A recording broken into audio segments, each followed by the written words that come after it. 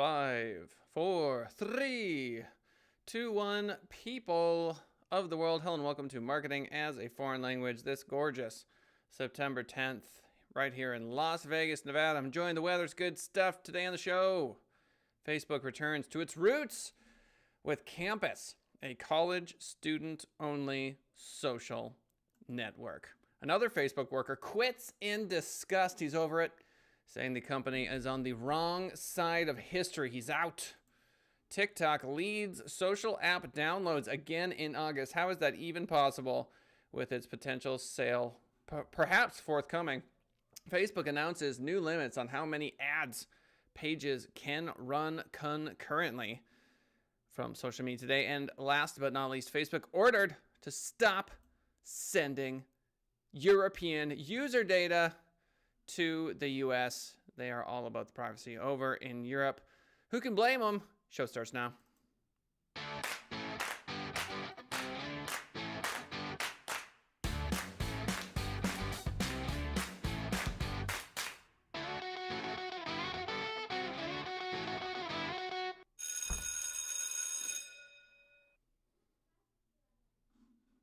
My book, your book. Facebook returns to its roots with Campus, a college student-only social network. TechCrunch.com. All links to all articles that we reference are in the description. Sarah Perez writes, Facebook is getting back to its roots as a college-focused social network.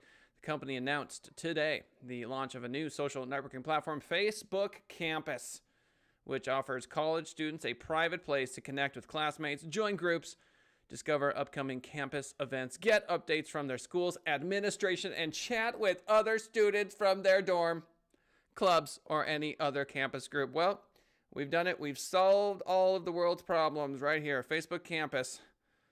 All prejudice, all ignorance is now wiped out. Thank you, Facebook, for solving the world's problems. The new platform requires a school email address .edu or you can't join. And it will live within a dedicated section of the Facebook app. Tell you what, if I have a Facebook app and I can communicate with my school's administration as a college student, well, you just solved all my problems, didn't you? Love getting those notifications from the admins. Huge fan of it. We wanted to create a product. This is a quote from Facebook Campus product manager, Shermaine Hung. It's a pretty good last name. We wanted to create a product where it was easy for classmates to meet each other, foster new relationships, and also easily start conversations. And we really think that campus is more relevant now than ever. With COVID-19, we see that many students aren't returning to campus in the fall. Now classes are being held online and students are trying to react to this new normal. So more broadly, Facebook likely wants to address its teen problem. Oh, there we go. That would be the actual issue. Have you talked to a teenager recently? I have, and I say things like, hey, I will Facebook message you a ... And guess what they say? I don't have one. I don't got me a Facebook, thank you very much. Don't have one. Why is that? Snapchat, that's why. They aren't on Facebook. Facebook is the yellow pages. Facebook is a dinosaur. They have a teen problem. And I agree. Facebook, according to reports, has been losing grip on its younger demographic as they've shifted their attention to other social apps like YouTube, Snapchat, and Instagram. According to a 2018 study from the Pew Research Center, only 51% of U.S. users ages 13 through 17 said they used Facebook. They're not even using it. That's down 71%. Who said the same in 2015. Meanwhile, a 2019 survey by Edison Research indicated that Facebook had lost 15 million users since 2017, with the biggest drop coming from the 12 to 34-year-old group. Who wants their mom, when you're 14 years old, reading your messages? Nobody wants that. Facebook Campus is built to bring these users back by offering a more exclusive place for private, there it is, networking within Facebook. It's similar in some ways to Facebook's effort to address the needs of corporate users with Facebook Workplace. Instead of being new ideas for social networking, these platforms leverage Facebook's existing technology, blah, blah, blah, blah, blah, blah. I say a little too little, a little too late. Because if it's a .edu email address, here's the thing. Let's pretend I'm 21. I'm in college. Facebook comes out with this thing. Well, I've been using Snapchat for years now. All of my friends are on Snapchat. I've been perfectly fine with that. Now I have an EDU address for my school. Am I going to go swing by Facebook and add myself to that specifically? The only reason I would do that would be if like my teacher is like, hey, I'm going to be sending stuff out via Facebook, and now it's a work thing, it's a school thing, and I hate it already. So my vote, or my hypothesis, as this is that this is not going to work. It does not seem like a good idea to me. Watch me be wrong, though. They're going to launch at Benedict College, Brown University, California Institute of Technology, blah, blah, blah, blah, blah, a whole bunch of different colleges. If it dies, it'll probably die in silence. Know what I mean? These are one of those things where there's like a big announcement, and then when it finally goes kaput, nobody says anything. If you are here for the live show, which again streams 10:30 a.m. Pacific Standard Time, all you got to do is go to YouTube, punch in Senate Rising, hit subscribe, get notifications, join us live. If you're joining us, by all means, feel free to leave a comment. Loving me those comments. Another Facebook worker quits in disgust, saying the company is on the wrong side of history. Chief Executive Mark Zuckerberg's stances on hateful and racist speech prompted the engineer to resign. This a Washington Post article. Craig Timberg, the author, link in the description. Facebook software engineer Ashok Chandwani has watched with growing unease as the platform has become a haven for hate. According to Craig, on Tuesday morning, it came time to take a stand. Quote, I'm quitting because I can no longer stomach contributing to an organization that is profiting off hate in the U.S. and globally, Chandwani wrote in a letter posted on Facebook's internal employee network shortly after 8 a.m. Pacific time. The nearly 1,300-word document was detailed, bristling with links to bolster its claims and scathing in its conclusions. We don't benefit from hate. This is a quote from Facebook spokeswoman Liz Bourgeois. She said, we invest billions, that's a B, of dollars each year to keep our community safe and are in deep partnership with outstanding experts to review and update our policies. This summer, we launched an industry-leading policy to go after QAnon, grew our fact-checking program, and removed millions of posts tied to hate organizations, over 96% of which we found before anyone reported them to us. But apparently, Ashok Chandwani does not believe that what Liz Bourgeois is saying is enough. Tuesday's resignation made Chandwani the latest Facebook employee to quit amid rising discontent within a company that just a few years ago was considered an ideal employer, exciting, deep-pocketed, and, as Chief Executive Mark Zuckerberg frequently said, animated by the seemingly benevolent mission of connecting the world together. Worker frustration with Facebook's policies on hate and racist speech has risen as protests against racial injustice have swept through the country. So, here's the deal. Facebook, as we've talked about in the past, was recently the subject of a boycott, and that didn't really have much of a dent. Turns out you would need to get small and mid-sized businesses to boycott Facebook ads and not just the large companies to really stop the behemoth from moving forward. So the real question, I think, here is what are the specific items that Mr. Chandwani is specifically upset about, I wonder. The letter, which Chandwani elaborated on during an interview with the Washington Post, also cited Facebook's refusal to remove a post by President Trump in May, saying, quote, when the looting starts, the shooting starts, and dismissed the company's response to civil rights issues as mere public relations maneuvers. I think it's fair to say that much of what Facebook is doing could be easily described as public relations maneuvers. Yeah. Holy goodness. Oh, here we go. The Stop Hate for Profit boycott. That's what I was just referring to. Chandwani was hoping Facebook would take all of the recommendations from its civil rights audit in July, which concluded that the company's policy actions were a tremendous setback. That's a quote, and said that it would be more responsive to the demands of the advertising boycott organized under the hashtag Stop Hate for Profit. So, according to Chandwani, there have been so many comments that have been PR fluff rather than substantive. So not he is, or they, I should say, as his preferred pronoun is they, believe, this is Chandwani, that Facebook is not going to the extent or not pushing as far as one should. What do you think? I think that Facebook has an incredibly difficult job. I think it is easy to criticize them, but I also think that they have a quantity of dollar bills that is difficult to comprehend. So I think it's important that they continue to move in the right direction. That being said, 96%, earlier what Bourgeois had to say, is pretty compelling. Over 96% of which were found before anyone reported them to us. So 4% of the hate speech related items are getting through. How deep does this well go? This summer, we launched an industry-leading policy to go after QAnon, grew our fact-checking program, and removed millions of posts tied to hate organizations. I'm telling you, policing the internet, it's tough, but this is why Facebook is making as much money as they're making. This is why they are basically immune to boycotts, or at least up to this particular date. I think the real threat to Facebook is that younger kids within a completely different culture are growing these competitors. So I think that's actually the more bird's eye view, right? That the boycotts are one thing.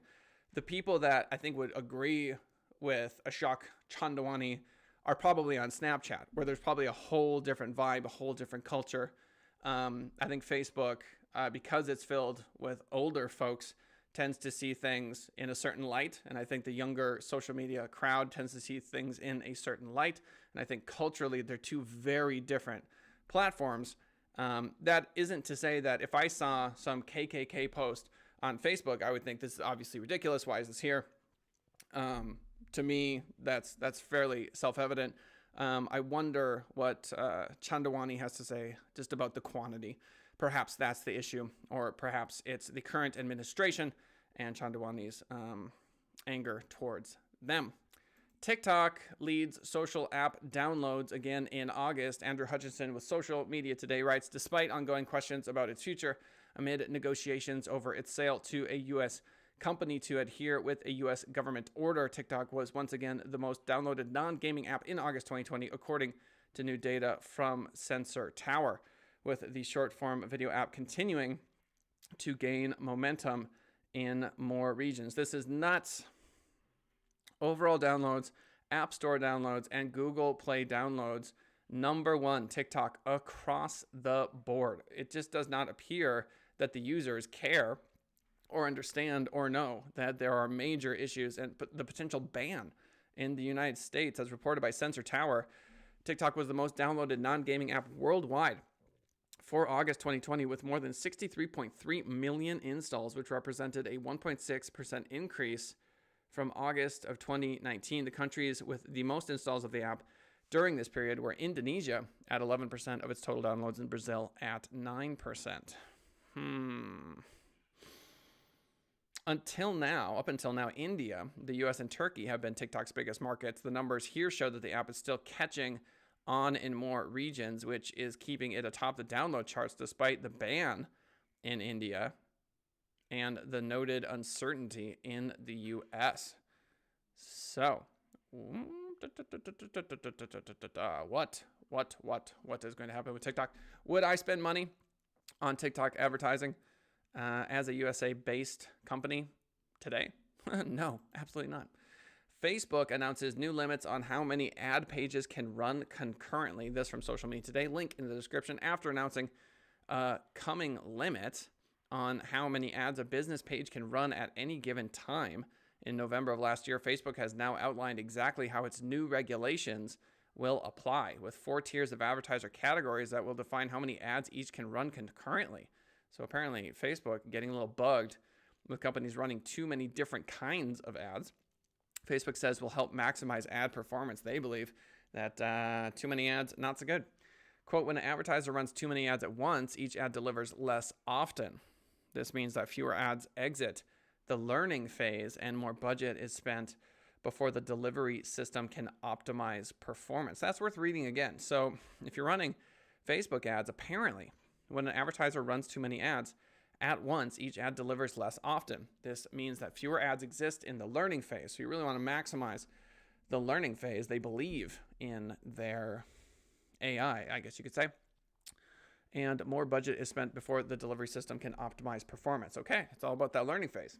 The learning phase in this context is the period within which Facebook's ad system is learning how to maximize your ad performance based on who your ad is shown to, how they respond, and how that aligns with your campaign goals.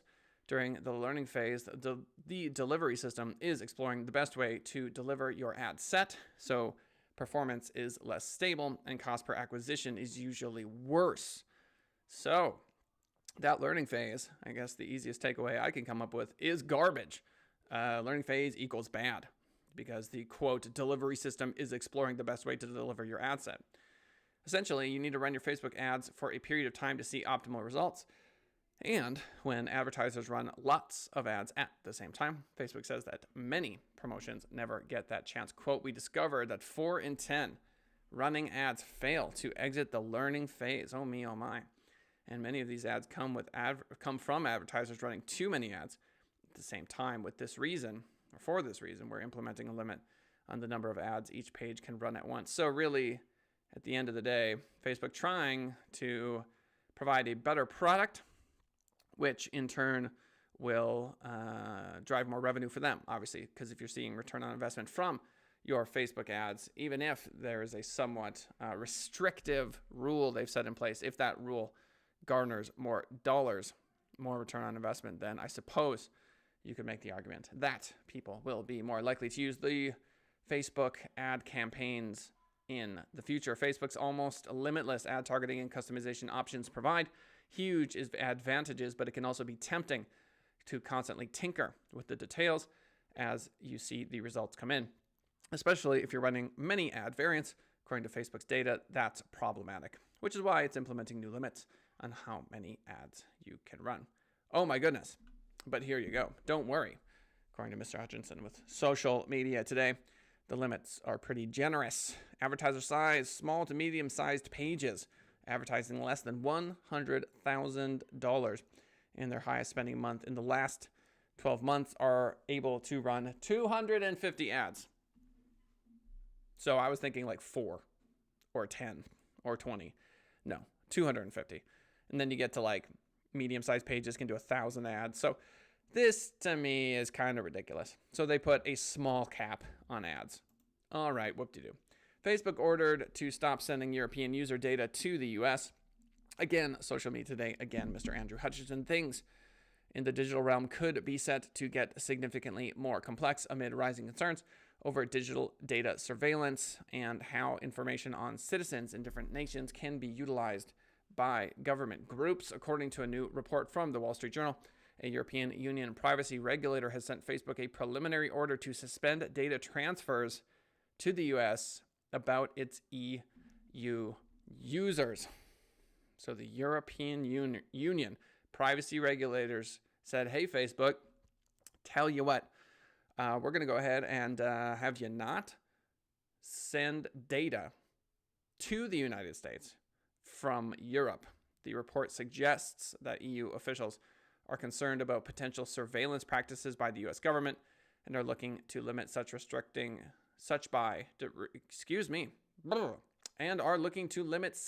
restricting the flow of user information, essentially keeping other user data from within the region. So pretty much, to summarize what's been going on globally, Australia is fighting against Facebook because they want Facebook to pay their news publishers. China has banned pretty much all of the major apps in the United States. The United States is looking to ban China's app, TikTok. And here we've got the EU telling Facebook, hey, guess what? You're not going to send European data to the United States from Europe. Too bad. The specifics of the perceived threat in this case are not entirely clear, but the move follows the U.S. government's decision to ban several Chinese-originated apps from America, which I just mentioned, including TikTok, due to concerns that they could be used to provide China's ruling Communist Party with personal data. How the Chinese Communist Party might use such info is also not known. So I guess you could make the argument that all of these countries now see the value in giant swaths of data. They understand that. For example, let me just throw this out there. let's say you are an undercover operative in China and you're using TikTok, or someone is using TikTok and takes a picture of you, and there's facial recognition. Like, there's a lot of different ways that this data in certain people's hands can be used by governments to get their way. I mean, if you're trying to find somebody and you have, 72 billion pictures to look at to try to figure out their last known whereabouts, I mean, that's some pretty amazing data you're going to want. For more nefarious reasons, I mean, there are people out there that, are career criminals that are looking for this data. Protecting that data is a big deal. To what degree these criminals are, working with governments or trying to like grab this data from governments, it's very much a sort of convoluted thing, and it's pretty crazy. So I don't know is the short answer. What is going to happen internationally? I only know that the countries of the world are clearly fighting against one another to protect their data and the data of their citizens. Google says you can recover from core updates without a new core update. What? Unlike the old Panda or Penguin updates, Google core updates get refreshed data regularly. This is from Search Engine Land. Barry Schwartz is the author. Last Friday, John Mueller of Google said in a Webmaster Hangout video that if your site was negatively impacted by a Google core algorithm update, that you do not need to wait for the next time Google pushes out a core update to recover. Yesterday, in another Google Webmaster Hangout, John was asked numerous questions about that statement. And it turns out that the data and signals that make up these core updates do get updated regularly between Google core updates. What does this mean? So you don't have to wait for a Google core update to see a full recovery, Mueller said on Friday's video. Mueller said on Friday, quote, "It's not something that requires a site to kind of wait for the next update to have a chance to be seen differently. They can continue working on things and things can improve over time." Mueller said that it is possible that our next core update will make a bigger change in the same direction that you've been working, and you'll see a bigger change in your site's performance as well. But in general, sites don't have to wait for the next bigger update to start seeing the changes. So from that point of view, I wouldn't just stop working on things once you think you've done the right thing, but I'd continue working in that direction. So my understanding here is that these updates are using a lot of machine learning. So the update will kind of affect the way that Google understands a query, and then that will continue to evolve until they pass the next core update. So instead of huge block change, 6 months of that being essentially the same thing, another huge block change, 4 months of that being the same thing, it's more like implement machine learning and an algorithm that uses AI to determine, ranking, and that changes the internet in a certain way. And then here's the next update, and it's not blocky. It's way more fluid, regularly refreshed. There you go. Mueller told me yesterday that the signals and data that these core updates use are regularly updated between the quarterly or so core updates. So there you go. We have more fluid changes within Google search. I think that's probably the best way to describe it. Responsive search ads, are they living up to the promise? Marketers weigh in on what they're seeing from responsive search ads as Google tests making them the default search format. This is Ginny Marvin writing with Search Engine Land. Expanded text ads aren't going anywhere just yet, but Google's latest experiment to make responsive search ads the default option is a sign of where things are heading. Responsive search ads are indicative of the broader shift to machine learning and automation, where bids, ads, landing pages, etc., are powered by algorithms designed to predict better outcomes than we can manually. Well, there you go. Responsive search ads, very similar to the machine learning that we see with Facebook. Both are pushing this automated, AI-driven solution. The promise of responsive search ads is that when you feed the system a bunch of unique headlines and descriptions, it can test and learn to predict the right combination for each search. Google also talks about the convenience of RSAs, responsive search ads, the fact that they can show more text than other expanded text ads, and their opportunity to compete in more auctions when they are of a high quality score combination. So basically, it would make sense to me that responsive search ads are the future. Why wouldn't they be? We're moving towards automation. So responsive search ads over expanded text ads, Google's latest experiment. All right. So before we summarize, I appreciate everyone for being a part of the show.